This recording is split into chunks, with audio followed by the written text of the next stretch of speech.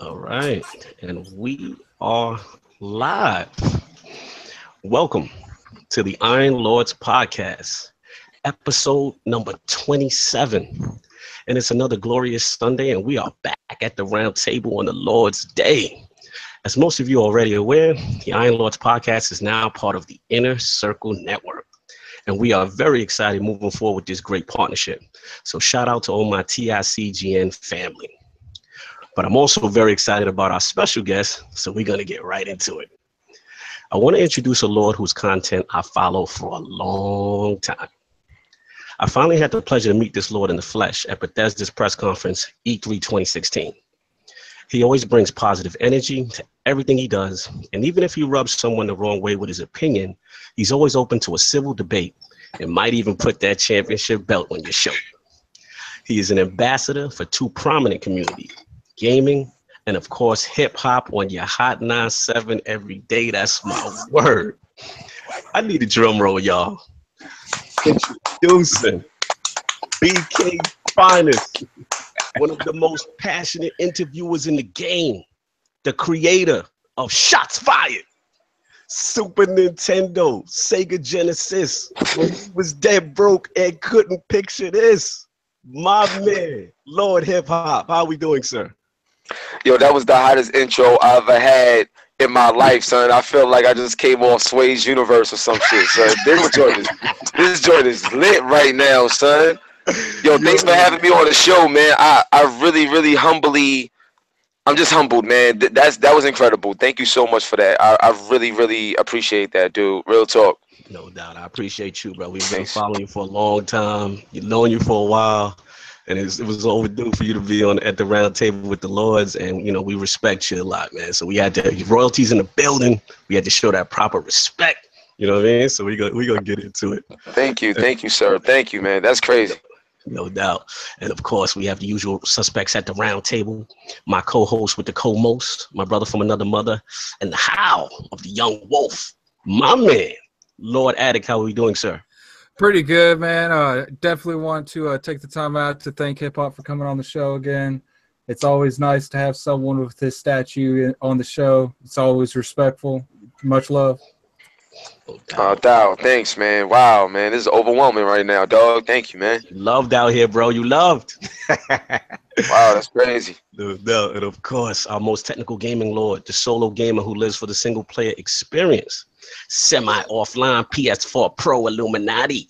My man. Lord Sovereign. How are we doing, sir? Doing fantastic, man. Great. Yo, Just watch that Lord of that Game of Thrones leaked episode. You spoilering. You spoilering. I said the Iron Lords podcast do not support his do not support that. I will not speak about how quiet that episode, but we'll leave it at that. And big shout out to Hip Hop for coming on the show. Appreciate it. All up, dog. And of course, the excess gamer. Ooh. The Lord who is a man of his convictions and demands nothing less than the premium experience. Ooh. Including those Switch Amiibos, y'all. Beloved. Lord Wow. King, how we doing, sir? We doing fantastic. Yo, Hip Hop, I told you at that EA event, man, we was gonna link, baby. Yo, this is crazy. We lit, sir. Yes, we lit, my dude. Thank you, man. This is crazy. Yes, man. Yes. Let's do it. Word, son.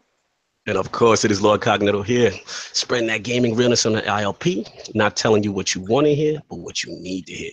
So before we get into what the Lords are playing, I want to start off with Lord Hip Hop's video game system history, what inspired the Hip Hop Gamer channel, the belt, and the movement. So let's take it back to the history of hip hop, like your video game systems. What was the first one? You know what I mean? Like, let's get into it. So, like, if the history is my grandmother, you know what I'm saying? She's the one who introduced me to video games. So I grew up in East New York, Brooklyn, and, I came up in the 80s. So that's the point where you walk down the block, there's nothing but crack on the floor.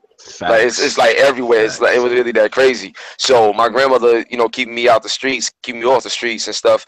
She introduced me to gaming. So the very first game I ever played was Miss Pac-Man on Atari 2600. So that's what got me started in gaming. And then when I played Super Mario Brothers Nintendo, you know, 8-bit.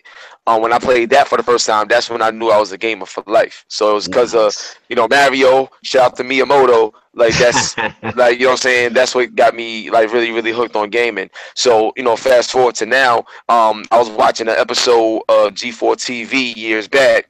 Wow. And, you know, I'm a big fan. Yeah, and I'm a big fan. I'm a big fan of, Man, you know, Adam I'm pretty Sessler. sure half the people in this conversation don't even know what you're talking about right now. Actually, he's dropping gems You right know now. what I'm saying?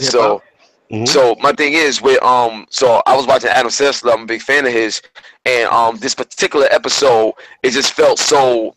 This episode just felt real fake to me. Like, you know how it is when you watching somebody, you know, that's like if KRS-One came out with a whole album talking about like mumble rapping. Like, you know what I'm saying? That's not KR. Come on, it's like that's not you, dog. You know what I'm saying? So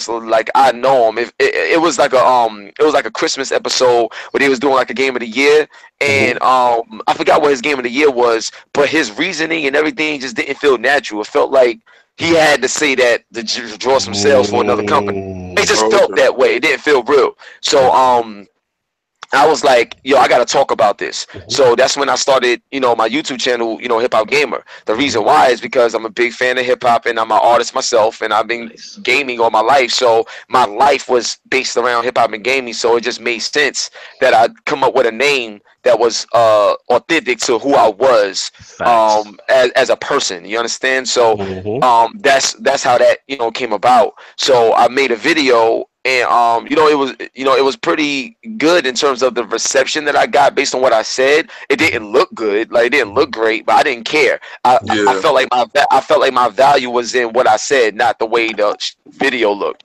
So So then my man Torrance Davis, who been going to E3 for years and years and years,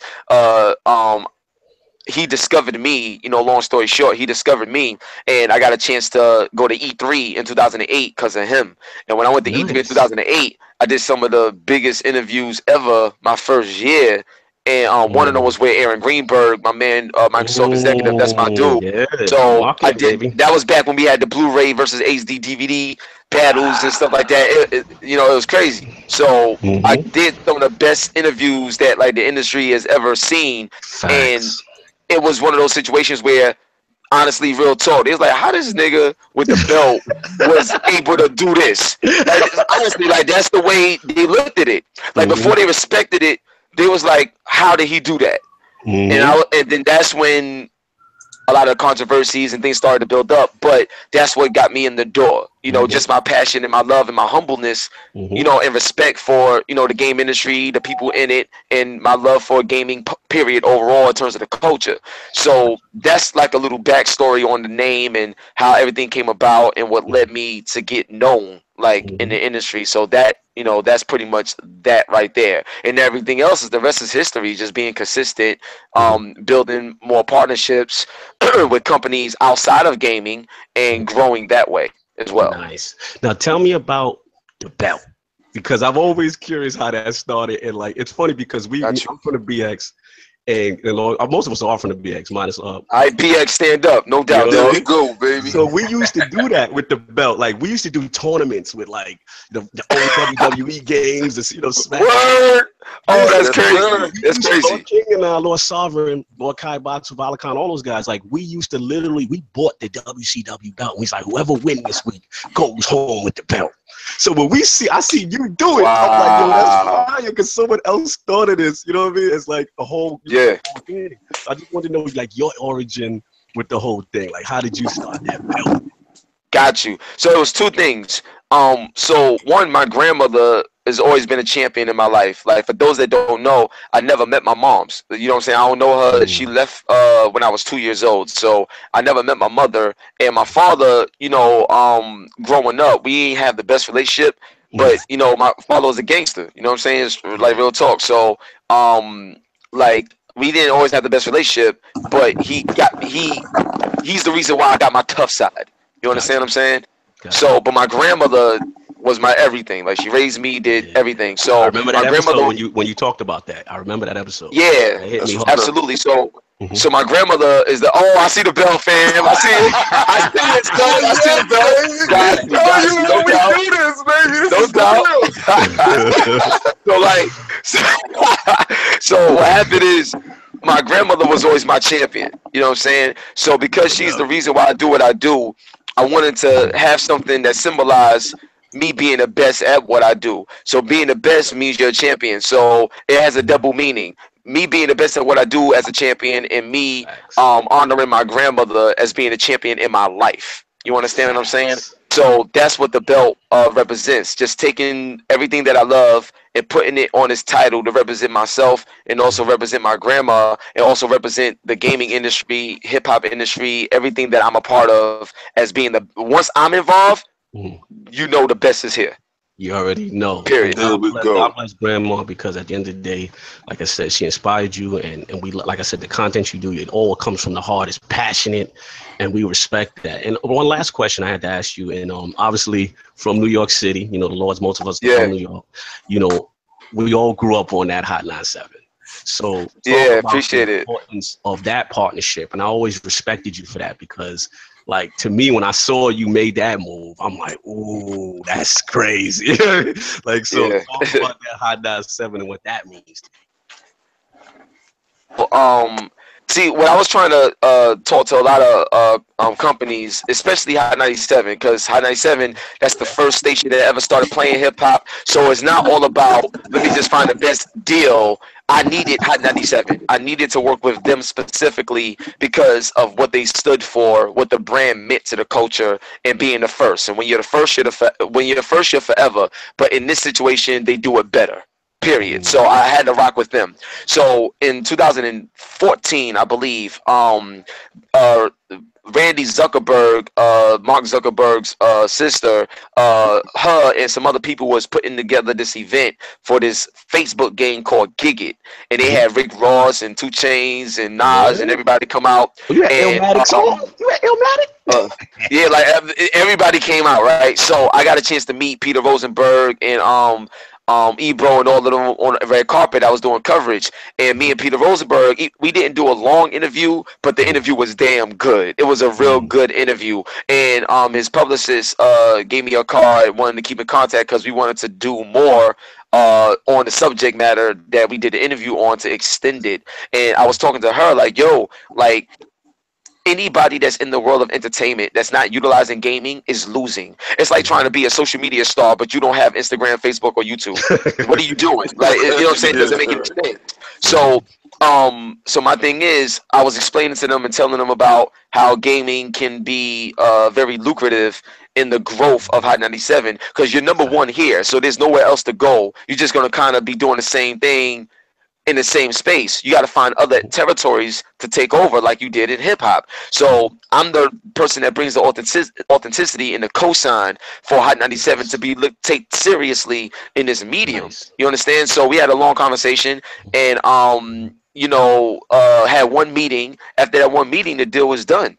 So so once that happened, we was just talking about how we was going to execute the plan. But behind the scenes, there was a lot of people that was in certain positions. That people got hired, people got fired, things got changed, and you had to reacquaint yourself with new people that was in the position. That it was just a lot of behind the scenes stuff that took place that delayed a lot of things. But you know, God is never late; He's always on time. So you know, we never worried about that. So once certain things got into place, we was able to make it happen. And now, you know, the partnership is stronger than ever. And there's other things going on behind the scenes that, put like this, in October, y'all gonna see something so big with hip hop, Hot 97, and one of the biggest tech companies in the world come together. And I'm the face of it. Put like this, I'll give you a hint. You see my headphones? Yes. Here we go. I already see where you going. There's a G on exclusive, y'all. We see what hip hop's doing right now. You already know what's going on. So stay tuned, man. I'm telling you, it's gonna be big, man. So you know, I'm just proud of Hot 97 giving me the opportunity to do this and not overlook it like it's just, you know, some random gaming thing. Nah, they took it seriously and they allowing me to lead that charge. So it's going down for real. That's what's up. Facts, man. Appreciate you dropping that little gem on us. In the chat, we got 33 in the chat, y'all. Make sure y'all hit that like. And one of the people in the chat said they like that hat. He must be a Falcons fan, so he's on some rise up right now. You know so funny? Like, true story. I'm not a Falcons fan. I'm a Michael Vick. I'm a Michael Vick fan. But I don't like. From a personal standpoint, I don't like Michael Vick's views on the whole Colin Kaepernick thing, and I feel like Michael Vick is a coon for that. But but in terms of just play skill, like his skill level and the legendary things he did on the field, he's incredible as a football player. So you know that's why I have the Falcons hat on, and you know red is one of my favorite colors, man. Black, red, and white, Chicago Bulls status. You know, I'll feel you. Yeah. Cool, man. That's what's up, man. I appreciate that. That's dope. And we all remember Vic's Madden ratings back in the day. He was a savage. It was ridiculous. He was a cheat code. Yeah, he was. Madden was a cheat code, man. Yeah, Vic was He's a cheat code. Word up. We appreciate you, man. We appreciate that intro and everything, learning about you. So we're gonna get into real quick what the Lord's been playing this week. So let's start off with my co-host, Lord Addict. What you been rocking this week, man? What games you been playing? I've been pretty much playing Escapist 2, and that's and Sunset Overdrive. Okay. Sunset Overdrive is hard. I love that joint. I ended that game. That joint is hard. I rock with that. I'm just looking forward to the credits. It's just not for me, man. It's just not for me. Like I guess I'm more towards like a serious aspect of the game, and it's definitely not a serious aspect. But I will say that I used to say I was not feeling this game. I didn't like the way it looked, but actually putting like 10, 15 hours, it's a good game. It's just I like more serious tone games. I got you. So you need to play Mafia 3. Like serious shit. Play Mafia 3. I will. Word up. No doubt. All right. And Lord Sav, what have you been playing this week? Yeah, I've been blazing the Sonic Mania on the Switch, like really getting into that Sonic, so I get my Sega card back since it was taken away. And then I've been playing the Uncharted, The Lost Legacy. Got my hands on early, so yes, sir. That is fantastic. So you went to Mr. Lee for that? Nice. I will not divulge where I'm trying to set him up. I'm trying to get the feds to run down on him. This week, as far as his acquisition of media. Your personal issues of Mr. Lee notwithstanding. I have no idea what you're talking about. He has knifed the whole gaming industry for years. The spot in Fordham Road, BX. That we used to get the joints early. You know what You can always count on the hood to hook you up, son. He hook you up with one knife in your back while he taking all your money. With the price. Yeah, hit you with that price.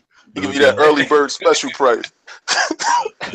To be fair, it wasn't there, but that's what I'm going to say. We're going to leave it at that. Allegedly. So, Lord King, what have you been rocking this week? I ended that Sonic Mania. Greatest Sonic game made, period. And been playing Mass Effect Andromeda. Oh wow, okay. Yeah, because everybody said all this stuff about it, so I didn't pick it up at launch, and they said they patched it up, and I started playing it now. I said I'm gonna give this game its due because I'm a Mass Effects dude. Story wise, how it's going is I like how the story's going. Can't front. Okay. Aesthetics wise, when they have their helmets on. Woo! Beautiful, baby. HDR looks fantastic. The gameplay is nice. It's not too much of a departure. It's an extension. When you go land on the worlds, the explorations, all the stuff that we crave for, we asked for, we got it. It was fantastic. So I'm like, okay. Till they start the dialogue. My man with the lazy eyes, I said I can't believe he looks like he's on a Xanax, like all the time, like he has the chill, lazy eyes. He's not looking at anything. He's all disinterested, and it separates you. I feel a disconnect right there. Because before we used to wait for the dialogue tree, listen intently at everything. That's the one aspect. I see they tried to fix it because I seen before and after. So I said, man, the only thing they had to do was take off the eyeliner on, dude. And shout out to Mr. Kerosene in the chat. He said Mass Effect got dead eye syndrome. Yes, yo, it is no lie, man. It's dead eye syndrome right there. But other than that, I understand why. Went from one engine to the Frostbite engine, and they're learning things over again. So, and it's the B team. Yeah, well, Casey Hudson and the crew. Well, I do want to. Casey Hudson is back, baby. So hopefully we get that Mass Effect Andromeda 2 that we deserve. I do want to. We don't want it to die. I do want to bring something up because I know this is about to be brought up.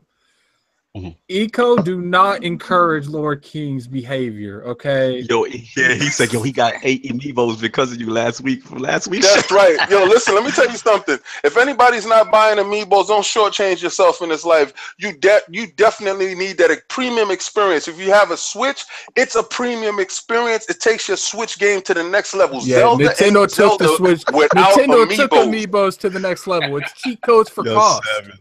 That's right. If you got that money, buy it. No doubt.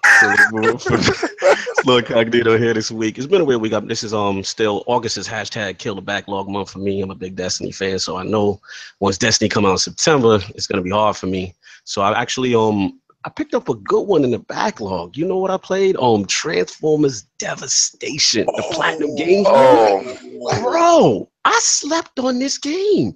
Like, if you're a fan of G1 hip hop, like Transformers G1 with the old Optimus, the old Devastator, the art style itself, yo, this game is beautiful. And I'm sitting there and I was happy, but I was sad because I was just thinking about Scalebound. You know what I mean?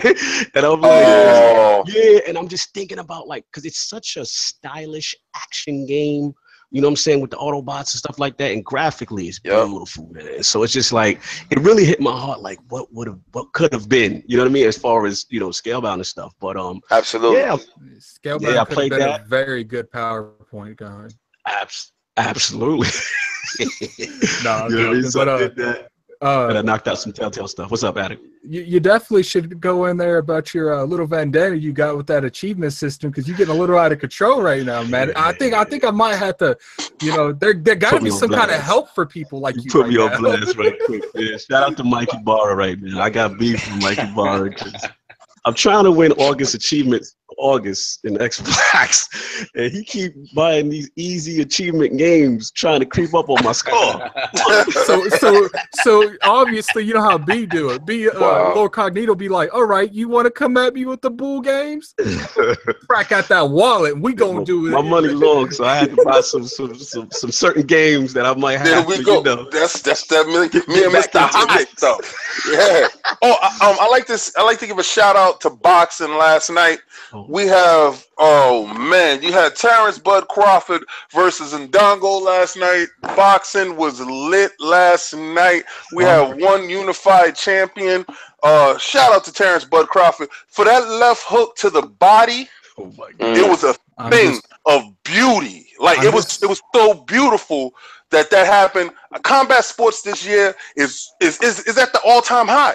And next fight we got Conor McGregor versus Floyd Money Mayweather. The world's gonna stand up that night. It's gonna be so lit that night. I want to say something real quick. I just want to say, everybody that's like in the chat and everything, like, because I know we live right now, but please, humbly just asking, please support me on that, because I fly out to Vegas next week to do the entire coverage with everything. So I will have Mayweather and McGregor on the show. So please show some support. Please show support. I'm gonna hook you up with something before you fly out. We link up. You gotta let them hold the belt, man. You gotta let them hold the belt. Yeah. You can get a hold of McGregor and put that belt on his shoulder. Right. You gonna be that's with the only money belt team? that's gonna be on his shoulder from boxing. I know, that's why I said it. I said, let him touch that belt, because that's the only belt he gonna touch. That's the only belt he gonna touch. Yeah, you know that. Show Conor some love, man. I got love for Island. There's that possibility. I like Conor, but I like Mayweather way better. Floyd is my guy. There's that Yeah. possibility you won't get that interview with Mayweather because he's gonna be in the hospital for getting Oh, y'all knocked starting out. trouble. Leave this. Leave that man alone. Yo, we gonna get into it. We'll move on. All right, back to reality. Let's get back to this. We're gonna get into it. So we got some hot topics for the round table. You know what I mean? So we're gonna start off with the group topic, and the July NPDs are in. And the Nintendo Switch has one NPD for July 2017, as well as Splatoon 2 as the #1 game. And also, what I thought was kind of interesting was that in the top 10, we had Splatoon 2 at 1. We had Legend of Zelda Breath of the Wild at 5, and I believe we had Mario Kart at 7. So I want to bring this topic to the round table, the Lords, as far as July's NPD. What do we feel about that? And I want to actually start off with hip hop because I don't know if hip hop is Switch gang or not. I'm going to assume not, but I want to know what's going on with hip hop on this. Nah, well, for me, I'm a gamer gang, dog. Like all I do is I am the game industry. Like, you understand what I'm saying? Like, come on. Talk that talk. Like, Let's go. I probably got way more games than any other journalist in this industry. Period. I got like over 20,000 games and 100,000 more coming. All right. Emulators or not, whatever. People can say what they want. I got it all. You understand what I'm saying? I got stuff that people never even seen or heard of before. Yo, let me just so y'all can understand. Like, I ain't playing. Like, look at my, like, I got a 75-inch Vizio P series. This is the only 4K TV on the market that has a 240 hertz refresh rate. It's better than the Samsung Q7F. It's better than the Sony A1E OLED. And it's better than the coming for your throat, D. He's coming for me, but I got the Q9. Listen.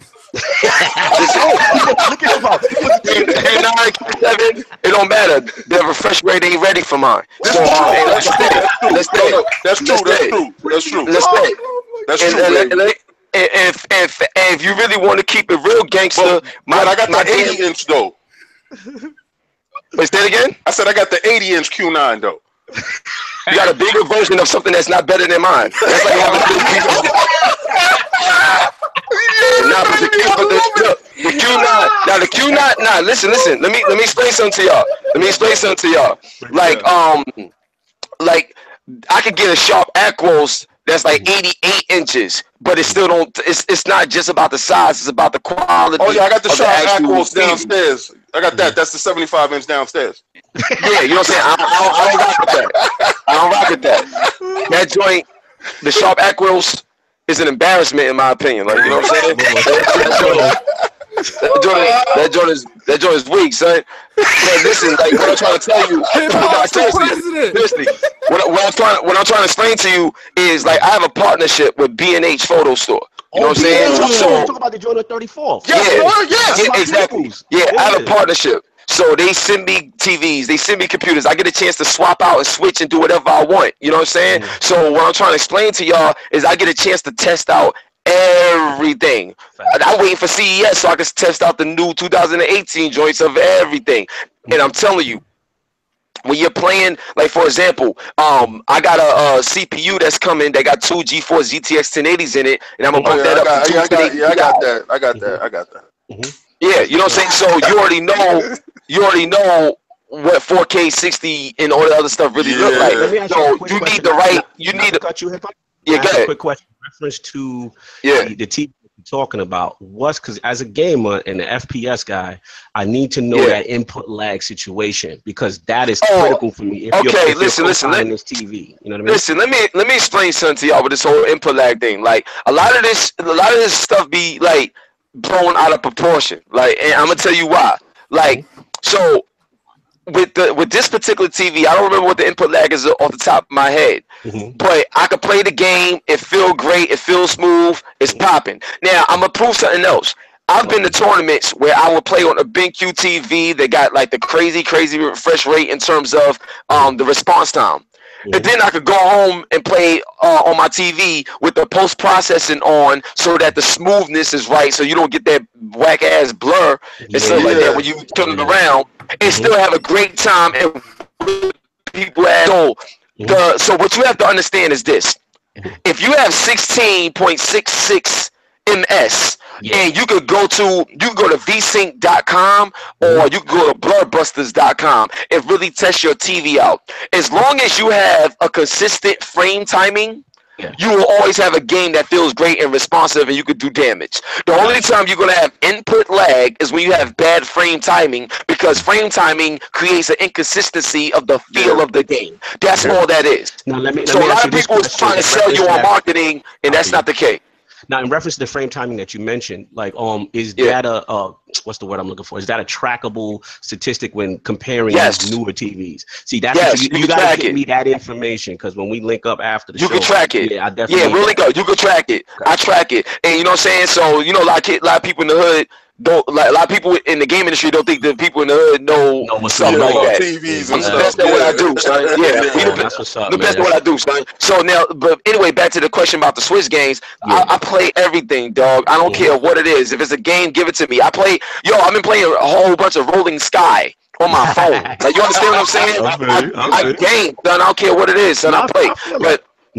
But anyway, what I will say, what I've been playing lately, Madden 18 is one of the best football games ever made. Period. So and simply because you did? All right, cool. Yes, the story mode alone takes Madden NFL as a franchise in a whole new direction. Just the story mode alone. I never felt anything with Madden before that would possibly make a person want to cry. Like, the game is that great. The actors, come on, man, they got Cottonmouth in that joint from Luke Cage. Come on, man, they got Cottonmouth in that joint. So this game is amazing, man. It's amazing, and I see where they're going with it. The gameplay, everything is amazing. I just wish that what you experienced in the story, that same level of energy and care was put into the regular game from a presentation standpoint. But other than that, the game is incredible, way better than last year's. So props to Rex and everybody for the jump, for year-over-year jump. They did a hell of a job. That's one. Two, on top of Madden, me playing that game, Agents of Mayhem is the most underrated game. I'm gonna tell you how great Agents of Mayhem is. Let me ask you a question, HipHop, real quick. Let me ask you a question. What's up, Do you think Agent of Mayhem is the reason why Crackdown 3 got delayed? Real talk, Microsoft will probably never admit to that, but I believe so. After playing it, I believe so wholeheartedly. Agents of Mayhem is flawless. I could damn near probably get that game a 10. There's absolutely nothing wrong with this game at all, from the graphics to the gameplay, the gunplay, the uniqueness in story, the uniqueness in each character, how you could build up your agents, edit them in terms of your squad, the abilities that's unique to the personality. So that's what I love about the game. Like, based off the personality, you could tell that the abilities that they chose to give the actual characters relate to how their personality is. Nah, so it's deep. It's crazy. It's the open world, all of that. You could drive it, you do everything. It's crazy. But the reason why I'm so hyped about Agents of Mayhem is because, to me, it's like how J. Cole was able to go platinum without no features. Like, Agents of Mayhem, to me, is one of those games that was able to dominate, and it didn't even have a big marketing budget. It's one of those situations where it don't matter whether I have marketing or not. The moment you play it, you know I'm the truth. That's how great Agents of Mayhem is. So I've been playing Agents of Mayhem, Madden, and in terms of my throwback, I played a little bit of X-Men: Children of the Atom. Okay, no doubt. Now, I want to bring it back real quick, because I know we went left a little bit, but I want to bring it back to, again, the July NPD. I know you got everything, but my question okay, reference to the Switch and its success and its beating the PS4 right now in terms of the sales when it has stock. Do you think this is going to continue? And another question I have in reference to November, that's a big month, right? We have the Xbox One X dropping. Right. You know, Nintendo will have Mario. Sony's going to have the crazy bundles. You know what I mean? There's exclusive third-party marketing deals that's dropping. So the combination about the Switch, how you think it's going to do then, and also what your reaction is now that it's actually winning NPD. Okay, so with the whole Switch, like, none of this, I try to tell people all the time, none of this stuff is impressive at this point. It hasn't even been out a full year yet. You understand what I'm saying?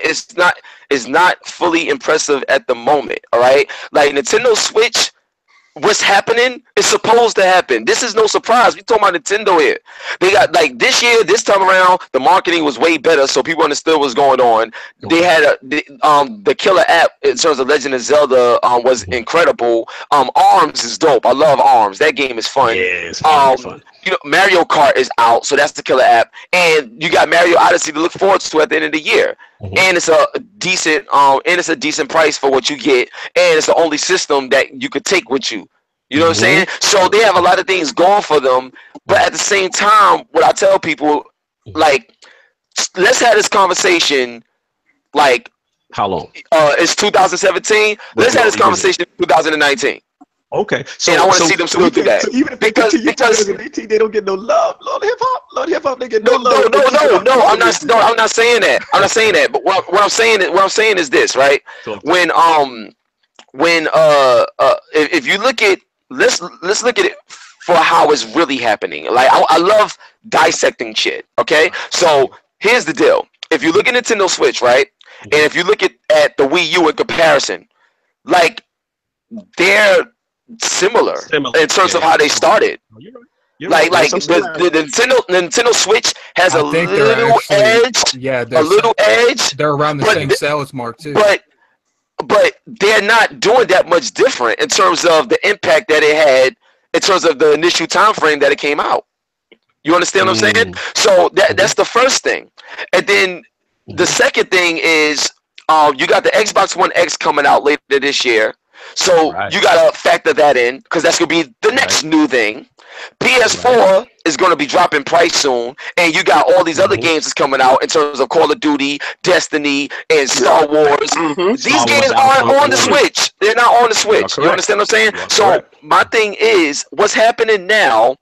It's exciting. It is good for the Switch, but it's not so different from in terms of parity between what we saw with the Wii U when they first came out and did their thing. So I feel like people is trying to over hype it because they don't want to see the Wii U repeat itself with the Switch. So they're trying to do damage control. You don't have to. Nintendo is always going to be all right. They print money. They good. And they're not trying to directly compete with a PlayStation or whatever. They have their own. They have their own world that they live in, and they're doing good. But talk to me in 2019, where we can see what it's like year over year. If year over year they have significant growth, then it's something to talk about. Okay, so right now we don't even know. Like in all sense, what you're really saying is like we need to see them at least pass the Wii U before we talk. Exactly. Yeah, thank you, man. Like y'all, like people jumping the gun, and you know what it's like. You know, this is what it's like. It's like somebody that comes out with an album, right? They have a great first week sales, and they feel like they shit gonna pop off for the rest of their life. And they, like, you know what I'm saying? You might be a one hit wonder, and we ain't gonna hear from you no more. You know what I'm saying? Like, so, like, people just gotta chill because the problem is sometimes it's just like No Man's Sky. No Man's Sky was a game that had all this hype, but the hype was bigger than the actual game itself. And the hype hurt them more than helped them in the long run. So let Nintendo do Nintendo. Don't start talking about, hey, they're passing PS4. PS4 is at 70 million systems. You can't talk about, you can't even speak of PlayStation at this point. They're in a whole nother league. But when the moment you start mentioning Sony and Nintendo in the same sentence right now, you know what's going to happen? PlayStation's going to be like, oh, so you thought you was actually competing with me? Okay, watch this. Come on, let Nintendo do Nintendo. You got to be smart about this. So Lord Hip Hop is looking at the long term. Let me get the rest of the Lords in right quick. July NPD. Lord, you know, anybody can jump in. What's everybody feeling with these results? When it comes down to it, you know, they do have hype going into. They got Mario Odyssey coming up here soon. Rabbids comes out the week after next. You know, they still off, you know, the ARMS. They're still off the Mario Kart. I mean, there are stuff to buy on the Switch, regardless what people say. But, you know, I do have the same thing that, you know, Lord Hip Hop says. It's just like, you know, we see them having a lot of support for the brand as of right now, the product. And, you know, it's looking like they have a lot of support going in the future. But it's like, you know, you told me this with the Wii U too, and you stopped that at 2-3 years in. So I got to see more of their overall plan in the long run before I start saying if they're going to be an overall success. Thank you. No doubt. Thank you. That's all I'm saying. I feel you. Lord Soft, what do you feel about this July NPD results in the Switch?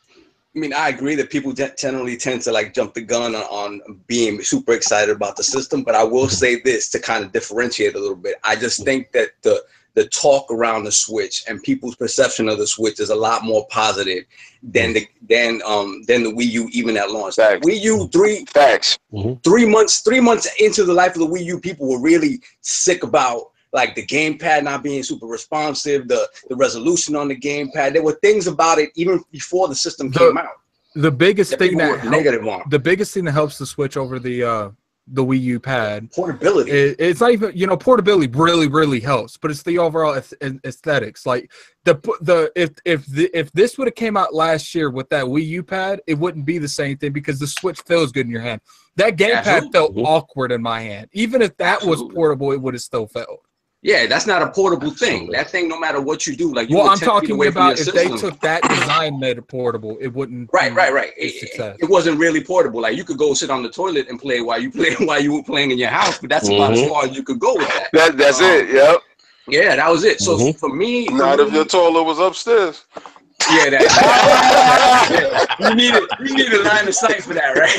You had to be very clear about where your toilet ratio from your TV was. If your toilet is close to the TV, you can play. Otherwise, you and even then, you will get fuzziness and will start to break up. So yeah, that was 50 in the chat, y'all. Make sure y'all hit that like button. Okay, slow off. I'm sorry. So, I mean, honestly, I think if the systems are out there and you see what they do, they drop systems close to the releases of their big games. They did it for Splatoon.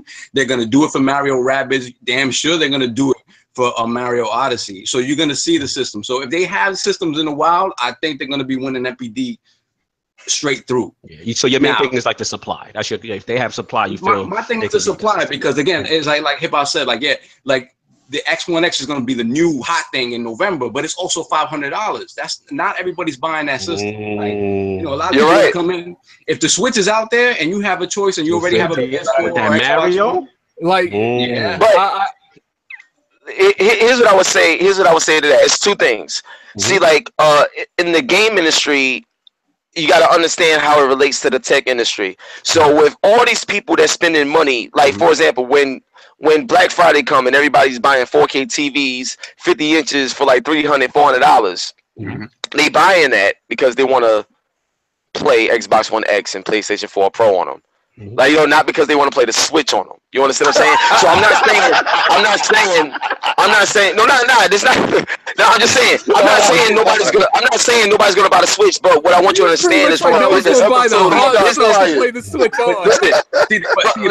business from a business standpoint, you gotta also understand the relation on why people buy this, and the reason why they buy this is so they could have the Xbox One X and PC and PS4 Pro at the highest possible, you know, like system that they could play it on in terms of TV and setups and things of that nature. Switch doesn't like live in that category because that's not what they're trying to be. So I'm not saying it's going to stop their sales. They're still going to sell. But when that Xbox One X drop and it is the new thing, like people are saving up money to get the best possible experience they can. Like when NBA 2K drop and when you have WWE 2K drop and like all just in the fall, there's a lot of heavy hitters that's not coming to Switch.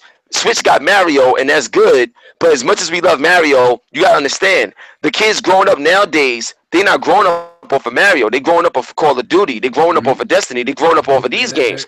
So Nintendo's trying to cater to an audience that no longer caters to them. Like, yeah, so we gonna go crazy over Mario. We gonna jump. Yeah. I think it reflects something totally different. Not to cut you off. The people. Yeah, go ahead. I feel the MPDs show you that is a clear vision in Nintendo now, opposed to the Wii U. I have a Wii U.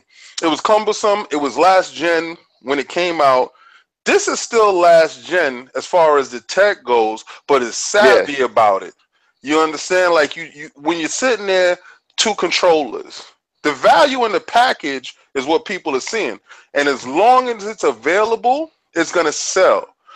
I think if it's available every month, it will outsell all of them every month, especially the Xbox One X, even though we will be in the minority. Us 4K, you sold your television 4K, people was like, oh my God, right? Yeah. But they still have that 1080p television.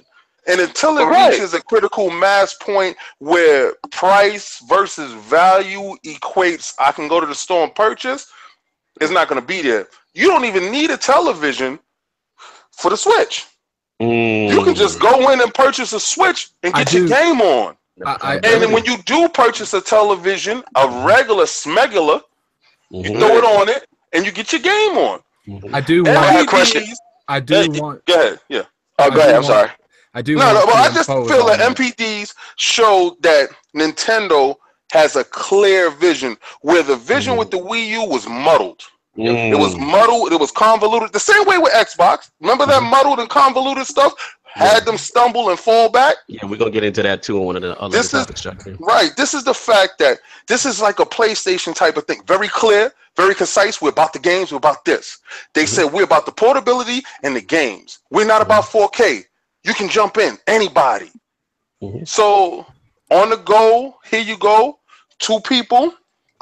It shows value. That's why it's selling. It's not selling for anything other than value for price of dollar. Lord Attic, you want to jump in real quick? I feel like who's going to win November is going to come on Black Friday. I feel like if Nintendo doesn't have the stock by the end of that month, they're not winning that month. Because once Black Friday, I mean, I'm hoping that, you know, they take Black Friday serious and give like 2 shipments to every retail that they could possibly think of. But this is Nintendo we're talking about. I don't know if they're actually having legit stocking issues, or they're, you know, they're trying to give that, you know, bait and switch thing. Oh, we don't have much, buy it when you do see it. So, you know, that's besides the point. But you got it. Now look, Xbox One X is going to be the new. It's going to be the new tech on the market on that November. It is, you know, if you look at it from perspective of every potential person who bought the original Xbox One for $500 is a potential to go buy it again, because that's your hardcore base for the Microsoft brand. Them are probably repeat customers. And it's sold like, what, 2.5 million the first month? So, I mean, obviously, you're not going to get 2.5 million again. That's absurd. But I wouldn't be surprised if you get at least half of them buy the console again. Gotcha. No, Well, I will say this. You said. Wait, I just want to get this correct. So you think that Nintendo is going to outsell everybody in America for the rest of the year? Oh no, I'm not gonna go there. No. We're not going there. Okay, all right. Because your initial words was you feel that Nintendo's gonna outsell all of them, you know, in the NPDs, you know, throughout. So in my mind, I just wanted to make sure you knew what you said, because I would put money. Let me jump in. I would put money on the line. We're a big fan here of hip hop of ILP bets, and we're gonna create a segment called Bend the Knee. And the segment basically is just, it's all in fun. There's no disrespect. Of course. It's, you know what I'm saying? It's all in fun. Basically, what it is November we know is a big month, right? So let's debut Bend the Knee right now. Yeah. So for all the people and all the lords at the round table, including Lord Hip Hop, who feel, you know what I'm saying, that either who's going to win MPD in November, whether it be Xbox, Nintendo, Sony, you know what I mean? So my thing is, I feel if Nintendo has the stock and that Mario, which drops at October 27th, which is technically November, right? It's the last couple of days. So that means if they have the stock and they have Mario available, I don't even think they need to bundle it, because at the end of the day, I know people who I'll take that bet. wait for Nintendo. So I'm rolling with you here the ILP first. I'm with Nintendo has a stock. I'm not even gonna say Nintendo. I'm gonna go with it. I'm going with Xbox. I'm going with Xbox, and I'm talking about Xbox as a brand, because I know they're gonna drop that price down to $150, and that S, everybody gonna have an S. I need you right now. The ILP bet, who you feel is winning that November? I need it right here. November. Honestly, I really believe that will win it, just because they're going to have the biggest marketing hype around their entire franchise and their entire brand for, you know, this year. And you know, in terms of, you know, history, every system that has had that type of hype around it, simply because of excitement, has dominated, you know, like that month. So strategically, if you're a betting person, I think you would bet on Xbox for the November month. If you look at it, that's what I would say. If you look at, but I'm not saying Xbox One X like that because it comes out on the 7th. So I'm saying Xbox, like the brand Xbox One X, One S, it's gonna all this other shit, everything. Yeah, absolutely. Yeah, all of that. I'm also going with Xbox. But my only issue is that because Destiny is coming out and Call of Duty's coming out and Sony has those partnerships and those bundles and that white PlayStation 4 Pro. It's a hard one, right? It's a hard one. that joint is hard. That joint is hard. So the reason why ultimately I would go November because I feel like a lot of people are gonna be saving their money to put most of that money into the Xbox because the combination of Black Friday, 4K TVs, Xbox One X, and honestly, I'm gonna tell you. Talk to me. Like when you see some games, not all games, but when you see Shadow of War, when you see Assassin's Creed Origins, yes sir, when you see Madden. Oh yeah. When you see these games running on Xbox 4 X, wow! That look, I played Xbox One X 2 days ago. Dude, it's unless you have a PC already. Yeah. Xbox One X, dude. Yo, coming from you, hip hop. That's huge. Coming from you, that's all I need to hear. So look, we go real quick. Let's get round table. We're going a little overtime with this topic. Real quick, cool. Lord Saab, Lord Attic. Remember, Bend the Knee segment debuts right now. Who had everyone running with Lord King? I need all your answers right quick so I can document. Xbox, man. Xbox, yeah. I mean, look at it from. If the units are there, I'm going Nintendo. So I'm going Nintendo. They could. I honestly, I'm honestly. Hip hop. You sided on Xbox. I'm Xbox. Yeah. Attic, what you had? I'm going Xbox. Even if Nintendo has stock, I don't think they're beating them. Yeah, they're not gonna come close. We're gonna revisit in November. You know what I'm saying? And like I said, we have a fun little segment. We're gonna find out. You mean December? Yeah, December. December. Somebody knee gonna touch that canvas. Look. We got to move on to the next topic because obviously we're behind a little bit and we got a lot of topics to cover and it's a lit show. So I'm gonna get in unfortunately for the Destiny 2 Edge information. I'll get into that next week. Y'all don't worry. We're gonna revisit. Destiny's always here. But I want to give it to the Lord Attic. Got to talk some Crackdown, the aftermath. Talk to me, Lord Attic. What's going on? So as of you guys know, Crackdown got delayed. You know, there's a lot of speculation that it's following the same path that, you know, Scalebound followed before it got canceled. So what I want to know is your overall thoughts on Crackdown being delayed, and if you guys think it's actually going to get canceled, or do you guys think that it was legitimately just delayed, or the announcement that it was canceled just got delayed? No doubt. Anybody can jump in, y'all. Go get it. So check this out. I'm gonna keep it on it. Like the behind the scenes, like a lot of people wasn't feeling Crackdown, and there's a lot riding on this game from a financial standpoint. So what they're trying to do is recreate new hype and new stuff. So the next time you see Crackdown, I believe you're gonna see Terry Crews' character fully in it. You're gonna see like maybe to get people hyped all over again so that they can feel good about spending this money. Now, what Microsoft and everybody has to understand, which I know they understand, is that there's so many other great games on the market at all times throughout the year that as good as your game is or might be, nobody need it. I could go so many places to get great games. So that means that it's more detrimental now for your game to be successful and have social media type of hype. Like you want your games to start memes and stuff like that. Like, you know what I'm saying? You want your game to really create a cult following. Like, you understand what I'm saying? That's what's going to... my bad.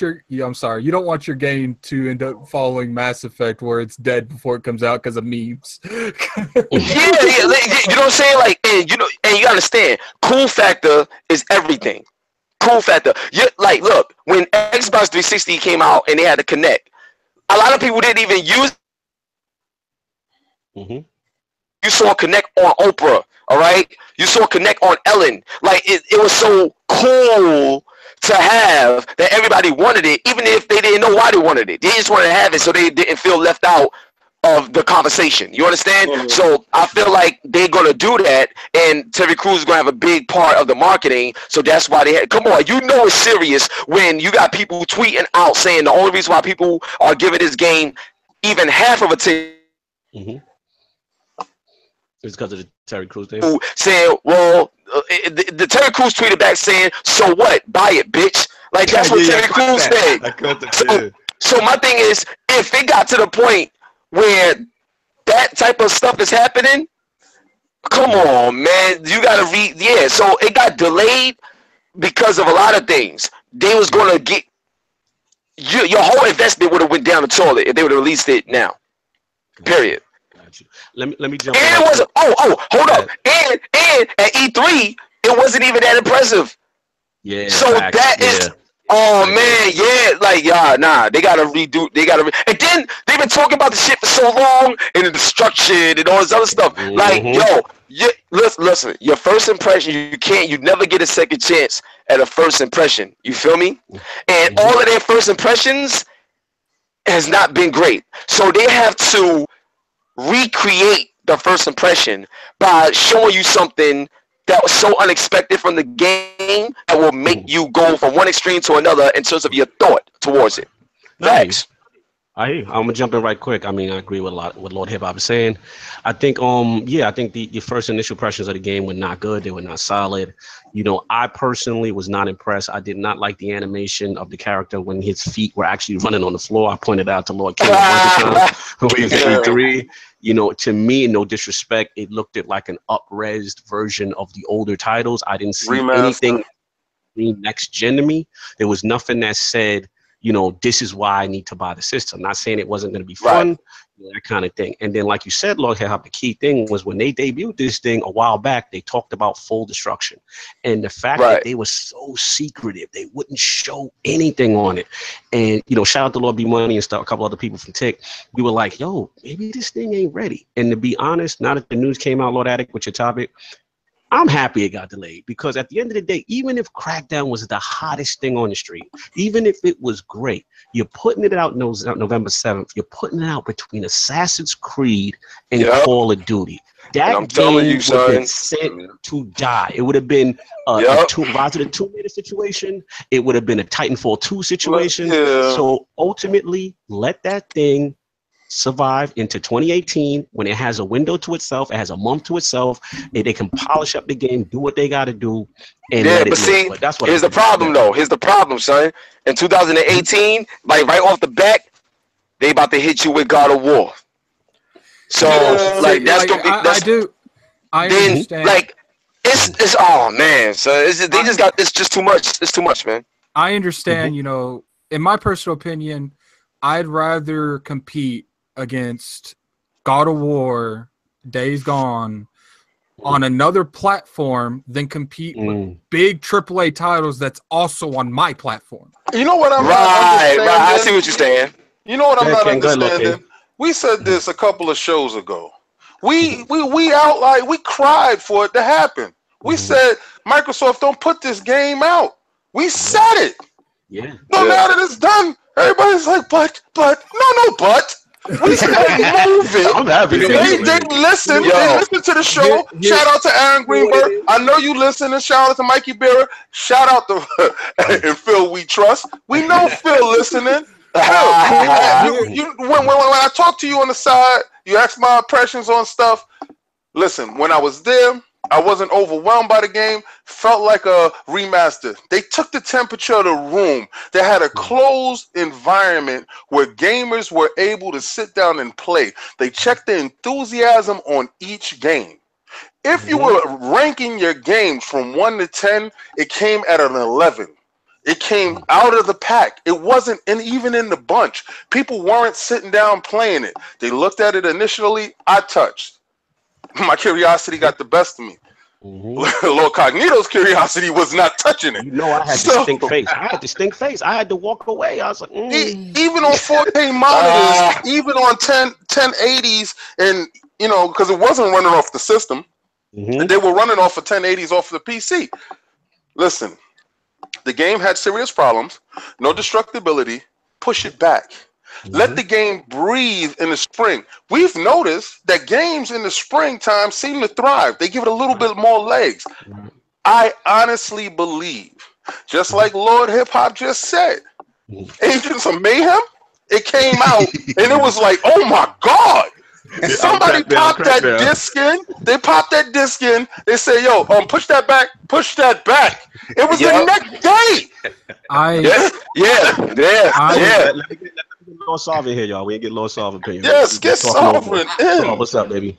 I think it's just that fatalist mentality, because I completely agree that the game had no business coming out in November, no matter how it looks. It has no business. Look, November is reserved for set games. There's certain games that come out at that time, and that's it. Call of Duty, Destiny. Exactly. Battlefield, like, certain games can survive. Even Destiny, it's like, you know what? You can have that November to yourself. Yeah, exactly. I'll come out in September just to be on the safe side. I don't want to be around any of that. Crackdown, I don't care if you're launching. I don't care how great it would have looked. It does not belong there, period.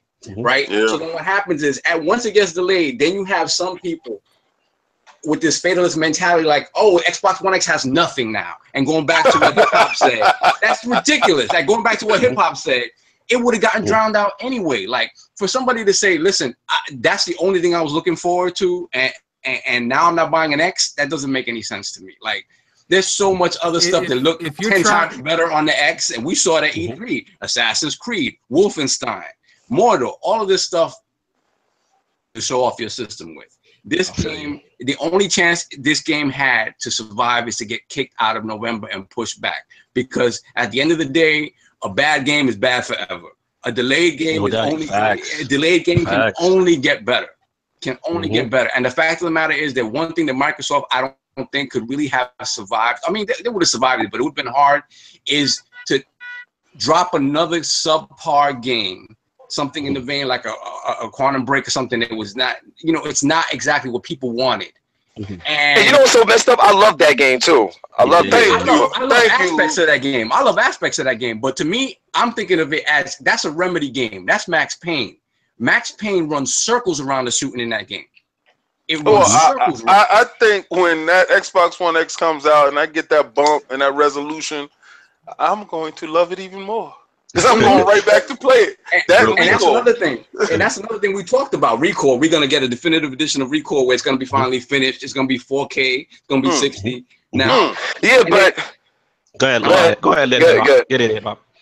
So, like, I'm going to just keep it a buck, son. You already know, kid. Like, me personally, man, I really feel that Xbox, they. Damn, man, like Xbox 360, right? Listen, Xbox 360, like, you had Xbox Live, which was amazing, and there was excitement around it. You actually had exclusives. I don't mean play anywhere. I mean, actually exclusives. Like, there was this culture around Xbox, just like how PlayStation got a culture around them, PlayStation Nation and Nintendo. Even now, you got a culture, Switch Gang. Like, it's like they create, like, Xbox is just Xbox. It's like it's not what it was. So to me, I really feel that at this point, no matter what Xbox do, it's not about how much power they got. Actually, it's not even about having certain games, because I could play all their games somewhere else, all of them. You know what I'm saying? I think their biggest issue is they have poor messaging, which broke the relationship with their end user. They have literally no idea. Herpes. Yep. Xbox gave their customer service, their customers herpes. Like, you know what I'm saying? Like, for real, son. They burned their audience, kid. Solid, because you're touching on something that we're going to touch on in another topic, and I want you to hold that thought for a second. All right, cool. Got you. You literally are hitting the head, and also on something that I'm going to poll too. But we're gonna get you. Yeah, let's I got to speed it up a little bit, y'all, because we got a lot of topics. Let me go over this real quick. Go ahead, Addict. Okay, a lot of people are really skeptical when it comes to Crackdown getting delayed. you know, it's like Lord Sovereign said, like anyone who's saying they ain't gonna pick up an X because Crackdown got delayed, they were not picking up an X anyway. Yeah. I think this is good for the franchise itself. I think it's good for multiple reasons. I think it's good because you're getting away from that November holiday title. It's like, you know what Lord Hip Hop said, they are competing with, you know, Sony's exclusives, but you know, it's on 2 different platforms, and it's not a Battlefront 2 weeks later, and Assassin's Creed a week before that, a Call of Duty a week after that.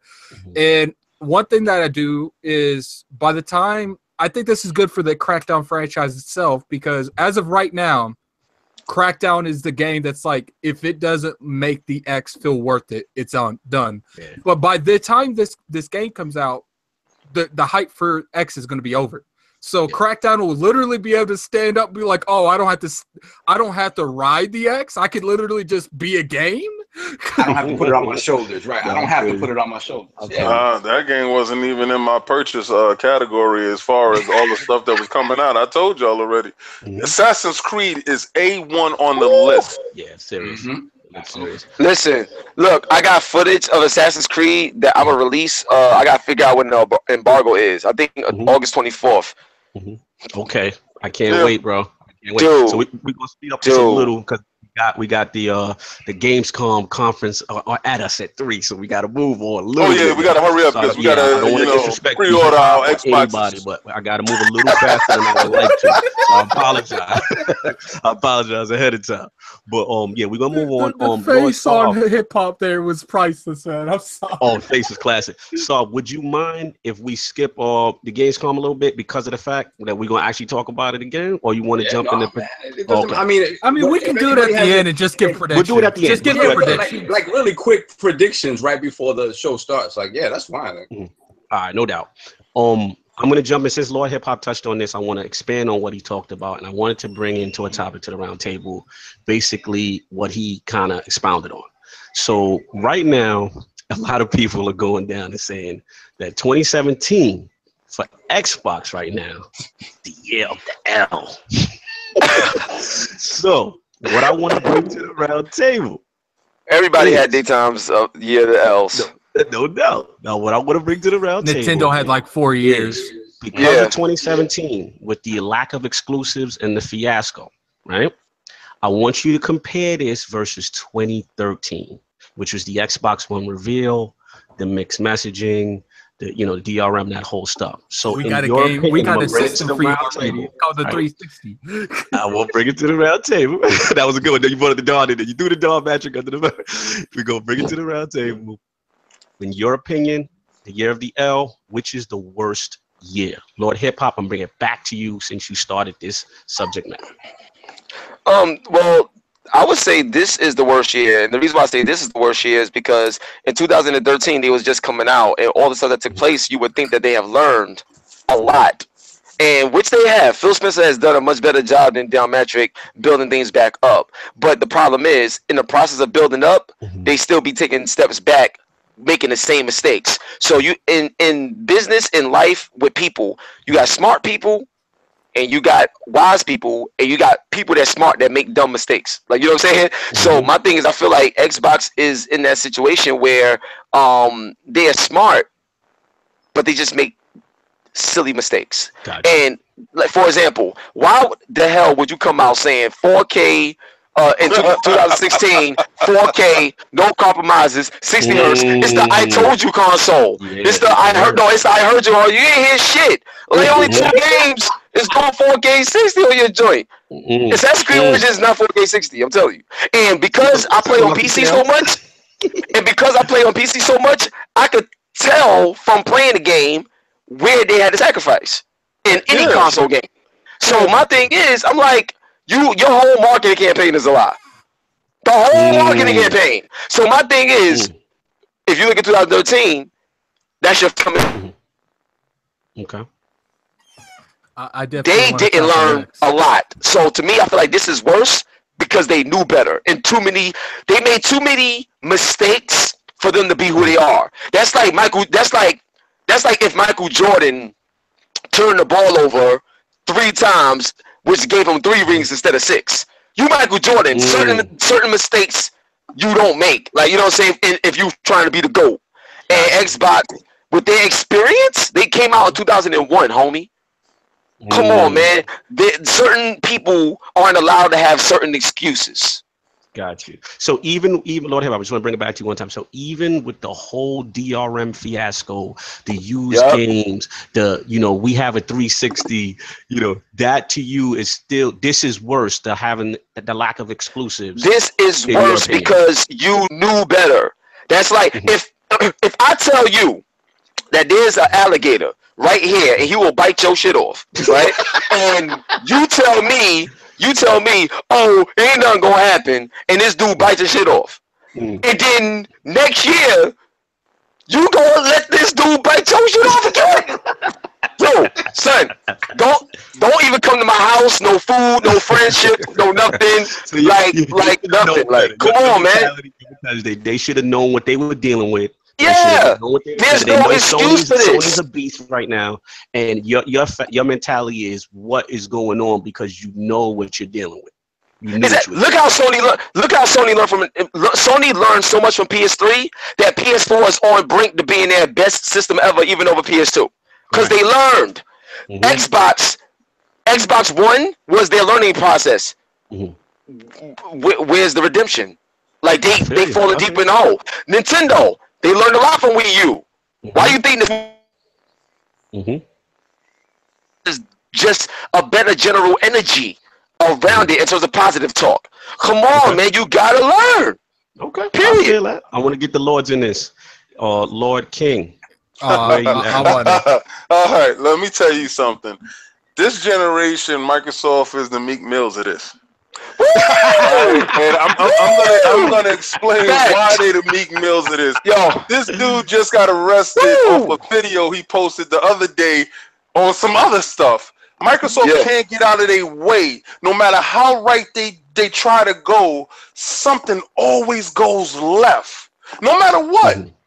This is the right move was to put out this system. But the messaging was a little off, uncompromised. Who put uncompromised in the caption? They should have said that. You understand? What they should have said was the best 4K experience. The best 4K experience. I don't even think they should have said 4K experience. No, what they should have marketed as the strongest console ever to exist. They didn't even have to say 4K. Because 4K you gotta say 4K. You gotta say 4K. It is. It's a buzzword. I agree. You gotta say 4K. You gotta touch 4K, but say 4K experience. Like Sony said, dynamic 4K. I see where you're going. You gotta say the best 4K experience. Okay, right? Because they put themselves in a position by saying uncompromised. When you say uncompromised, now when the digital files articles come out and you're hearing checkerboarding, everyone's got that face. But go ahead. So Sony is the Drake of this. Now Meek Mill pointed out in the beginning, yo, somebody's writing his stuff. Nobody can. And he just kept soaring. You understand? Yeah. So Meek Mill dropped his joint. Nobody's listening, bro. Like whatever you saying, we are the Meek Mills. We got a holeless L. You understand? We gotta get it together. We got a holeless L. This system is gonna come out. This system is gonna do what it's gonna do. Make sure your messaging is clear. Don't look like you're lying to the public. Don't look like you're trying to mislead the public. The best thing that they did was move Crackdown.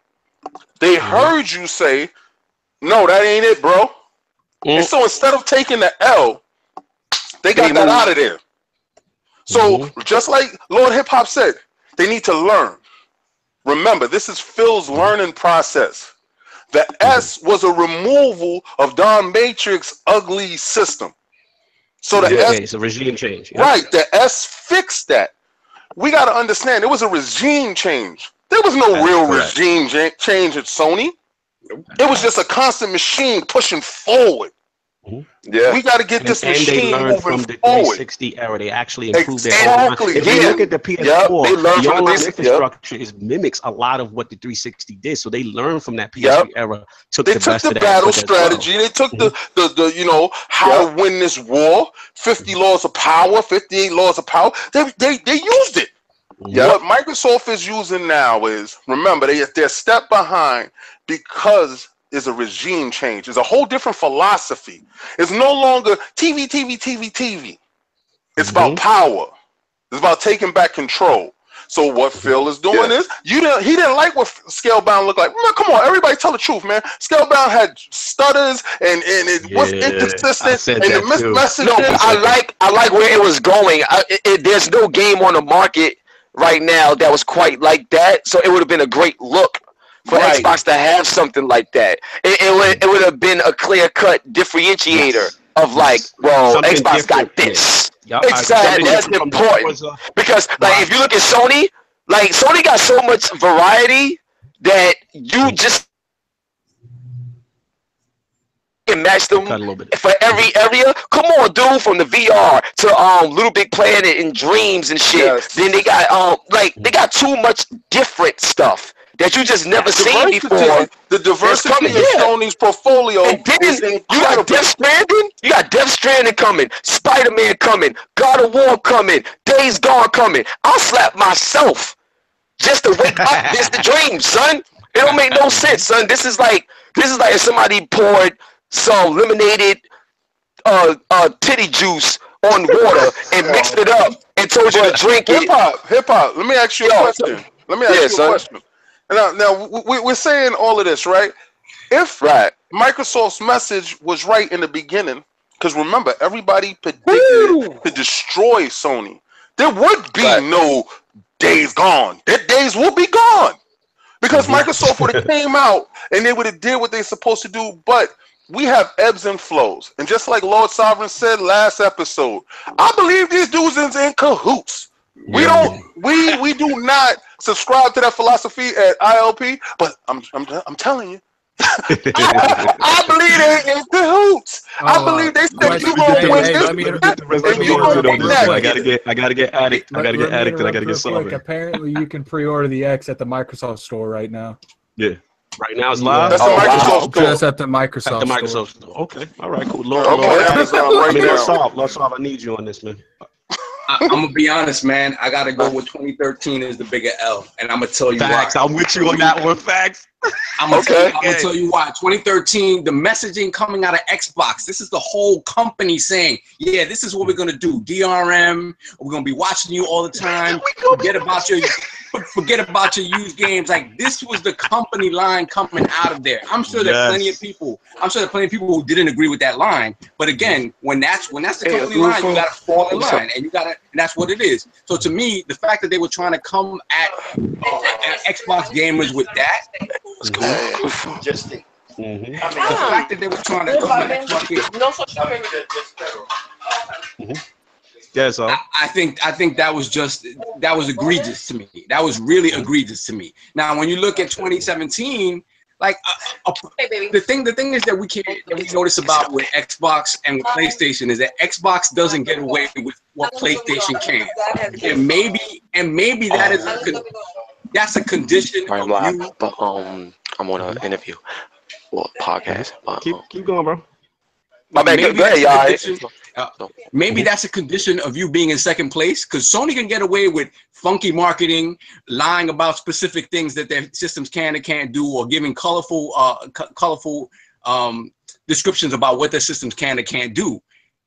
Because they're in first place, they get away with that. In second place, you can't really get away with that because you're going to get scrutinized. But to be honest, if you look at everything that Phil's tried to do with Xbox, with Game Pass, with back compat, with the prices dropping, with Play Anywhere, like there's a lot of positivity around it. The only thing, it just gets superseded. They've been extremely pro-consumer this whole generation. Exactly, they've been absolutely pro-consumer. So, are they taking an L anyway? Yes, absolutely. You can't really say they're not taking an L anyway. But the fact of the matter is that the intention is not there. The intention to not do well by the consumer isn't there. Whereas in 2013, that's the way it felt. Like that was hubris, and you're gonna eat this, and that's that. I agree. I mean, listen, let's solve it with you. I mean, I'll jump in right quick too. I mean, I feel that once Don Matrick jumped on that stage, there was a whole bunch of TV, NFL Connect, and then shout out to the chat, because the chat is on it with Quinyo, Mr. Kerosene. Like, I'll never forget. To me, the most moment is when you had Yoshida and them and say, okay, this is how we trade used games. It was over at that point. That was when they hit Microsoft with the back-to-back. Drake song. You know what I'm saying? Yep. Like that was it. You couldn't recover from that. They had such a PR hit and negativity. And like Lord King, me and you talked about this. Make no mistake. If we remember that day like it was yesterday, that Sony press conference got delayed like an hour before its normal start time. 20 minutes. Right. And that was, and they said it. They said, can we remove the DRM? Can we remove the camera? They looked at all the mistakes Microsoft made and they got that out of there, had the smooth price. So you had the cheaper system, didn't have the DRM, you had the public behind them, and then you find out that it's a little bit more powerful, right? With the GDR, what is it, the GDR? Well, they had the same exact system minus the RAM and the stuff like that. Right. Me and Lord Cognito knows that they pushed back because the leak documentation, the white paper came out. They had all that stuff in there, and that's why when you booted up your system for the first time, it took you 20 hours to get that DRM off. So the whole It still takes forever to boot up anything on Xbox. The whole point of what I'm trying to say, y'all, is that to me, because of that culture and because of that negative energy, and people were so angry at Xbox that to this day they are still doing a mea culpa. They're still in recovery mode when Phil took over. So to me, this is just the after. I'm not saying 2017. I'm not minimizing it, hip hop. 2017 is not a good look from an exclusive standpoint. You're completely right about that. I won't take that away from you. All I'm saying is that I think we got led here because of 2013. That's just my feeling on it. But Lord Attic, I want to get you, and then we'll give it back to hip hop, and then we'll move on. I feel like it has to be 2013. And the only reason I say that 2017 might be bad because, you know, we've had very few retail games. But I feel like out of the overall, what was worse for Xbox was the reason we're where we are now. Because if they would have came out and, you know, that Xbox launched how it should have launched without that reveal, just the E3 and a better reveal, who knows what would be happening? You know, the hype would have been towards Xbox, you know, because they at the end of the, you know, last generation, it was about even. You know, they both had pretty good hype going into the next gen, and it's like I've said multiple times. You know, I feel like Sony has a lot to thank for their domination this generation. For The Last of Us ending with The Last of Us, and Microsoft didn't really end with anything spectacular. And Destiny, picking up Destiny at the beginning of the generation. Oh, that was huge. And, you know, coming into 2013, Microsoft dropped the ball so much that it was unrecoverable. You know, let's say that they came out, did everything they were supposed to, and, you know, they were doing really good. You know, let's say maybe Microsoft wouldn't be winning, you know, NPDs or anything like that, but it was closer. It was more, you know, it was so, you know, the brand would be more faithful towards Xbox, and we could be getting games in 2017 if 2013 went different. No doubt. I feel Lord Hip Hop, I'm gonna let you respond to what we said real quick if you still there. I seen you in the whip stunting, but I want to see. No, I'm not even trying to stunt. I'm messing with you. Because I have to just you know, on a side note. My bad. I'm so sorry, y'all. So what happened is let me find. All right, cool. So what happened is I just want to give a shout out to my boy Donnie. Donnie was he was in a coma last year, and he came out of his coma. He beat cancer, and he's a hardcore gamer. He's actually a fan of mine, and I made a video last year telling him to get well and get better, and we're gonna play games, and I'm gonna see you soon. And Lord allowed him to live another day and be with us, so I'm about to go drop off a whole bunch of video games to him, take some pictures and stuff like that. So I do gotta get ready and go because I have to follow the GPS on my phone. But one, I just want to thank y'all for having me on here, and I think that after Gamescom, we should probably do like a follow-up. Even if it's tonight, if y'all want to do it tonight, after power though, after power, after power, facts, after power, let's get on the joint tonight and just have a follow up to, you know, what took place at Gamescom, and just finish up this show because the fans deserve a finished show, and I still had some other stuff to say based on what y'all just said. So I do got hip hop, not for nothing. I gotta see you before you fly out to Vegas. So me and you gonna link. I'm gonna hit you off with some stuff, and you know, send you on your way. Have a nice trip. All right. Dope. All right, cool. So we gotta do that ASAP because I leave Tuesday morning, son. So I got you. I see you Monday. I drive to Brooklyn. Absolutely. I'm in BK all day. Yeah, absolutely. And hip hop, appreciate what you're doing for your boy. Like that's love, man. That's Yeah, man. That's what's up. That's We love. appreciate you. We definitely will revisit. Don't even worry about. You could jump out if you got to. You know what I mean? Don't even worry about it, man. All right, cool. I appreciate y'all, man. So I'm so sorry about that. So look, God bless, love you guys, and also just to give you a little heads up, I'm working on some tournament stuff for the later part of the year, dealing with B&H to launch the next year. So just stay tuned, man. I have this big New York City takeover that I want to do with a lot of us, because I want people to see we on us in a whole new light. You know what I'm saying? Yes. Like we don't only play 2K. All right? We don't only play this. We play everything. So I'm about to really change the narrative in a major way, and there's a lot of people helping me out with that. So we're gonna talk soon on a whole nother level behind the scenes. All right. So thank you. God bless. I appreciate it. God bless you. All right. Appreciate you coming on, man. Always, man. God bless, Addict. Y'all be good. Thank you. All right, brother. All right, bro. Catch you What later. up? So, Peace. Yes, we'll continue. We'll just finish up real quick. Now that hip hop's got to roll out. I just wanted to go, since we'll do a part 2, King and Solve. We'll save the Gamescom stuff. We'll do that post. Well, I feel like we can do. We can finish the show on just a real quick. Yeah, just a real quick of what we think could possibly come to Gamescom. Yeah, definitely. Let's give it back to Solve then. Gamescom predictions on that. And actually, before we give I'm sorry. I have to interrupt for 5 seconds. Sure, go for it. Itachi Uchiha, you my man. Okay. Yeah, the chest is. Yeah, that's my dude. I don't even know him, but his name is all I need to know. No doubt. Appreciate you in the chat. Yo, appreciate everybody in the chat. Hit that like button.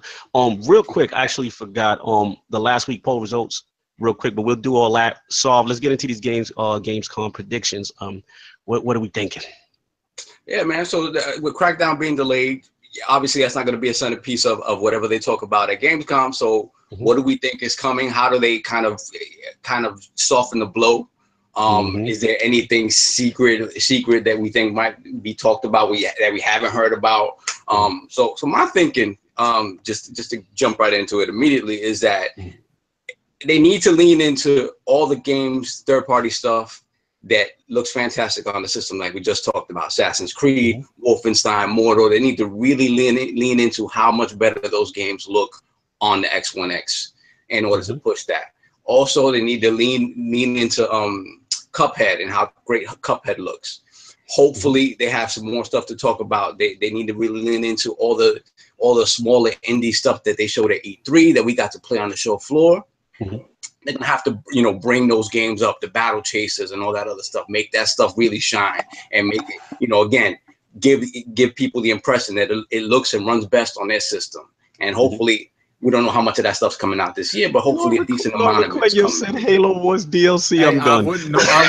No, I'm serious.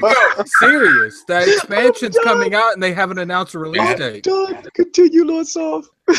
And then, so there were two specific leaks. I know they wanted to announce the Project Scorpio edition, and it's all out in the streets now, so that's not a big surprise anymore. That would have been a nice thing, but whatever. They'll still announce it and get the reaction to that. Two specific leaks that I saw that could be interesting. There is something called Codename Hollywood that's supposed to be. There's no indication what kind of game that is. It has like a placeholder release date for 2017. It's a farming simulator. No, it could possibly be. So, I mean, that could be an interesting thing if it's actually something real that they're ready to show off. That could be exciting. Another game that got leaked by a German magazine, and shout out to Destructoid, where I saw this, a game from THQ Nordic, the same guys that are doing the Darksiders games. It's called Biomutant, and it's basically like an open world action RPG. Again, it's coming out for everybody, but again, who knows if Microsoft maybe has some kind of lead-in with that'll be on their stage. So again, they need to lean into what we already know and give us reasons why to purchase that X, because and Forza, of course, Forza. Yeah, absolutely. I mean, look, I'm gonna be real with y'all. I don't want to get my hopes up. I know there's some leaks going on. I seen the Minecraft system going on out there that look pretty good. Obviously, a lot of people already know about this Project Scorpio edition. I am very excited about that because I always loved that name, and I didn't like the Xbox One X name. So me personally, if that is true, which it looks like it is, you know, I'm hyped for that. I'm gonna be honest, you know, Phil's not gonna be there. I'm not saying they won't have anything, but I will say to Lord Addict's point, and Lord Addict's, he's turning my mentality around because he's like, look, man, if they're telling us the Crackdown announcement, you know, as far as it being delayed, if they're telling that before the show, that means they most likely might have something. And there may be some truth to that, kind of like with the E3 mentality. You get the bad news out first, right? And then when the show jumps off, you hit them with the surprises and stuff like that. So, you know, there's a chance that that could happen, you know, but I'm going to keep it very reserved. You know what I mean? You know, if a shout out to Requeno in the chat, he's saying like, hey, if they do something like PUBG exclusive, oh yeah, the trumpets will blare. I would say, hey, that's a great game. Yeah, absolutely. I forgot about that. Yeah, PUBG exclusive. Yeah, so we'll see. I mean, that's just my mentality on it. You know, Lord King, Lord Addict, where y'all guys at with it? I think that for some reason I have a feeling Crackdown's not going to be at Gamescom. Oh no, it's not going to be there. Shout out to Lord Disney. I think that's the reason that they announced it, you know, before pre-show, because they know people are going to ask why isn't it at Gamescom, and then they're going to automatically assume it's been canceled, this and that. So I do think that's one of the reasons. I think we might get a Recore 2 announcement. Because the definitive. No, I'm talking about a Recore 2. I think they might come out there, show a trailer, and say, and right now, at the end of this month, you can get Recore the definitive edition. Okay. But I mean, besides that, that's all I can really think that they would announce. Like, I don't see anything huge. I hope they don't come out there and just say, "Yo, you can pre-order today." Oh, and you can get the special Scorpio edition. See at E3. I hope they don't do that. Lord King, what do you need to see? No, I believe they're gonna do. Needs to be shown. Sorry, Dizzy. See if these needs to be shown. They need to show that Ray Kraken thing they keep talking about. We'll see. Lord King. All right. So I just think they're gonna show more of the same. They're gonna give you price point. PUBG, they need to ride that wave if they're smart. Ride that wave, and I don't care if it equates to a loss, but get that game up and running, get people excited about that game and that system, and let that be your pushing point.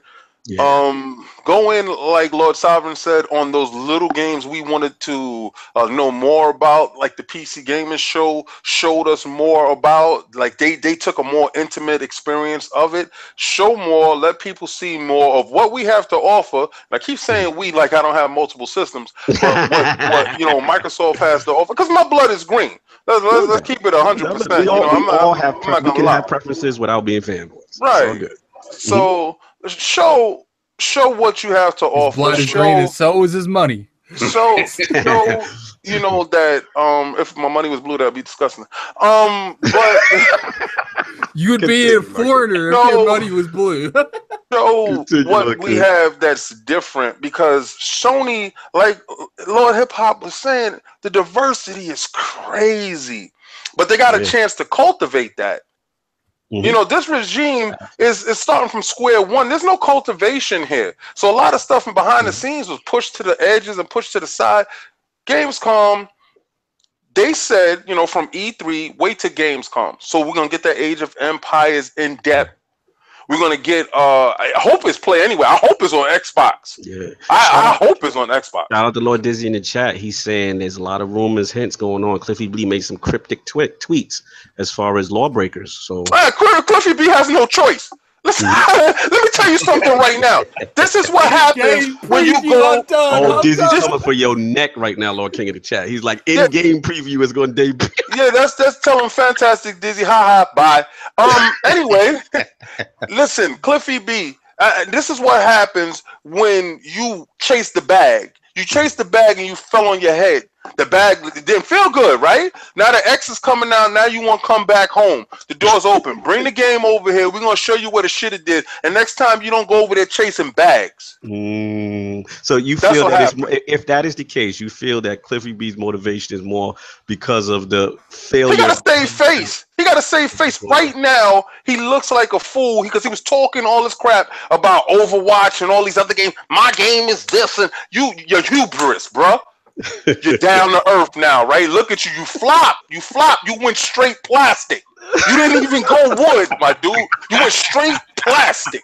So now let's tuck your tail. Let's tuck your tail. Let's get in that Honda. Put the Ferrari back inside the driveway. Get in that Honda. Let's get back to the core of who you are. He's gonna have to sell that game to make up for the loss he made in that game. No doubt. He took a huge L. Talking all that. How you gonna talk about the king throwing rocks at the throwing? Your arms are too short to box with God.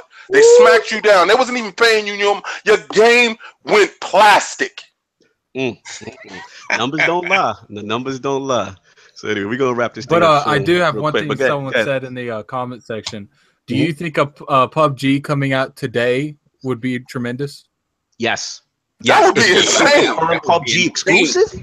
Oh, that's huge. Download PUBG right now. What? Oh, that's. I'll be downstairs right now. PUBG is a PC phenomenon right now, and that's one of the few exclusives that Microsoft has this year. I'll be bending the knee to the King of the North right now, and I'll be sending you your little package gift money. Hey, thank you, sir. Hey, Lil Dizzy, you get your little package gift too, and we'll all be playing right now. Go ahead, please, Microsoft. All I have to say is you lucky I wasn't in that podcast. You wouldn't have took the bet anyway because you would have been you would have been too backed up with that bet with Lord Cognito. It don't matter what bet I had. You had a bet that you could have took. You could have took a bet, Mr. Scared Money. Scared money don't make no money. It don't matter. Scared money don't make no money. Keep interrupting me. It don't matter. It does not matter. We can't hear you. Your pockets are afraid. It does not matter. Listen, if your pockets are so scared, you need to get a dog. It doesn't matter.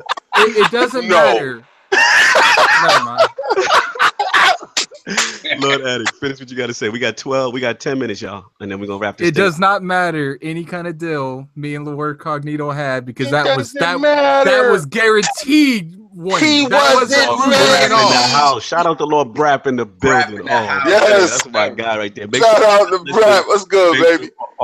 Radio Arcade Podcast. Lord King just mad because he has to bend the knee. Yo, real quick, we got 10 minutes. We got to finish because everybody's gonna watch Gamescom. You mad because you ain't get a free game? I am mad. The one time I got get a free game. Look at you over here trying to.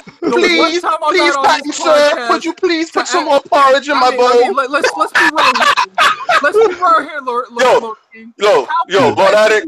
I'm gonna gift you the game. I'm gonna gift you the game. Since you got your hands out, I'm gonna gift it.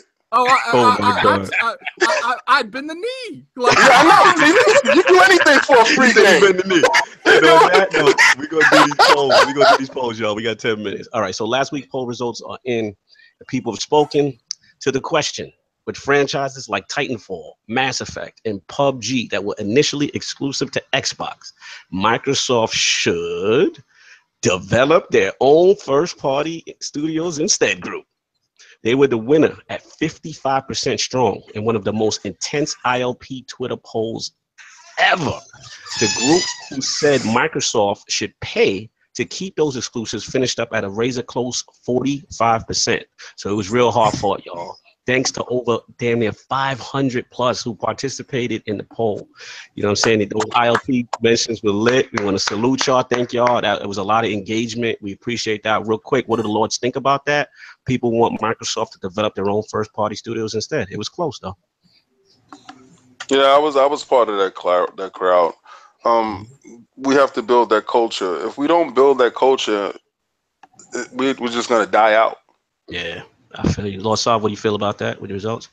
Same thing. I mean, again, it just got to be a balance, man. Invest in things that you know will do well in your system, but you need to invest in your own. I mean, we talked about the numbers and stuff in the past, how the numbers don't necessarily match up with first party exclusives, but it's a differentiating thing. You need to have that. It just doesn't matter. Like, it doesn't matter how much it sells. You need to have an identity, and they don't in that regard. So yeah, definitely. Yeah, shout out to going to the chat. We are doing Gamescom. Lord Attic, what was your feeling on the poll, real quick? I feel like, look, I'd love for them to go out and make, these extravagant studios, and they need to, but people need to understand, even if they do, this is not a process that's done in 5 to 10 years. Look how long it took for Naughty Dog to build up to the Colossus it is. Facts. Look how long it took DICE. Look how long it took Rare. Most of the talent in this industry is already employed by other people. Hey, so I want them to do it, but at the end of the day, their best bet is to do it slowly. Maybe start with 1 to 2 studios, but give them a little bit to make some B-rated titles. Don't let them make because if you give them a AAA title budget and they flop on the first one, studio gone. Yeah. So they need to build them up, and they need to. It takes years. They need to. These people don't work out well. You got to go. Here's some more people. Try these people. I mean, it took Naughty Dog like 15 years. They worked on 6 games. Yeah. No, good points. All right, y'all. We got 8 minutes. I'm going to wrap this up. We got one more thing I want to talk about, which is the last thing is actually the new poll for this week. And this one was actually shout out to Lord McCaffrey. This was inspired by him. And I was watching an old Xbox boss's interview. So this is going to be a regime and leadership question as far as Xbox. So whose model and vision for Xbox do we prefer the most? Multiple choice question. A, the calm, long-term game vision and services approach of Phil Spencer, our Lord and Savior. B, the aggressive E3 tattoos for exclusive high budget spending, Peter Moore. Or C, the big budget marketing, games and high TV and media approach of the Don. And we got a console for you. It's the 360. And the Connect, the Don himself, Metric. So that is the question. Those are the choices. Please rock the vote. Hit them ILP Twitter polls up. I'm going to try to get that up during Gamescom or after Gamescom, most likely. And like I said, thank you guys for voting for the last joint. So I'm looking forward to this one to see what everybody feels about Xbox leadership and the regimes and where they feel that's going. So yeah, man, please, like I said, shout out to everybody in the chat today. All 50. Y'all still 50 strong. Hit that like button, hit that subscribe. Shout out to Victor Elstone, Peter Moore all the way. I'm a Peter Moore guy. Lord guys in there. No, Brap is in there, Peter Moore. Ooh, this is gonna be a good one. I like Peter Moore, but I'm gonna have to go with Phil We Trust, baby. You go with our Lord and Savior, Phil? Yes, man. Team Moore. You gotta bend that knee, man. You gotta bend that knee. I will say this in Lord King's defense. Phil Spencer is what I call he had to adopt a retarded child that was given to him. Yeah, man. He had to make it look pretty. I say this. I go back and I defer to a Godfather quote. It was like, I go with Peter Moore because you're in wartime right now, and you need a wartime consigliere. That's what you need. You need Peter Moore in there. You know what? You know why you would go with Peter Moore? Because you would go with Peter Moore feeling that was our best time, that was our winning time. Yeah. But Phil hasn't had that space, that room to breathe. But what he's shown you is strategically. Hey, but Phil Spencer. hey, I will say this before we end. Yeah. Phil Spencer brought us the preview program. No doubt. Yes. Pass. Listen. He brought Games Pass. He brought you that blue kit, that 4K Blu-ray that's inside your box. He brought you a better system. He's strategic. He's moving in the shadows while moving in the daylight, man. 5 minutes, y'all. We got to wrap up. Phil Spencer is a day walker. He's moving in the shadows and he's moving in the daytime, man. Come on, General man. Moore, baby. General Moore. Victor Alstein in the chat. Yo, let's wrap this up in 5 minutes. So, thank everyone for our debut on the Inner Circle Network for listening. Y'all was strong out here, man. I'm like overwhelmed by the love. hit that like, that subscribe to the ILP on all our media outlets, the Inner Circle, YouTube. We're still on iTunes and SoundCloud. We're in transition with that, but we still have that up. So you can still search for Iron Lords Podcast on that. Real quick, we'll do our outro. Lord Addict, my brother from another mother, what you got going on? About to watch Gamescom. Pass. No doubt. Go. Boom. Lord Sovereign, what Same can the fine people find you? PSN, Xbox Live, Twitter, Lord Sov ILP. Mm-hmm. We'll talk later about Gamescom. No doubt, Lord King, the premium talk with HipHopGamer today. That's my dude, man. We're gonna do a part two, y'all. We're gonna do part two with hip-hop. Listen, man, you can find me on the usual places, all social media. But this Gamescom about to happen. Yeah, we got 3 minutes to game time, y'all. And this is Lord Cognito here. We gave you that game winner. Shout out to HipHopGamer, still coming through despite all his obligations. We're going to give y'all part 2 to that. Stay tuned. Most likely after Power, I'll check out the ILP Twitter tonight. I already saw him Power. Yeah, I know. For the people that got the app, they're good. But for others, and remember our Game of Thrones people. But on that note, thank you for our debut out here showing us support. We're going to get ready for Gamescom. We're going to give you our impressions of that later tonight as well. And on that note, we are out. Peace.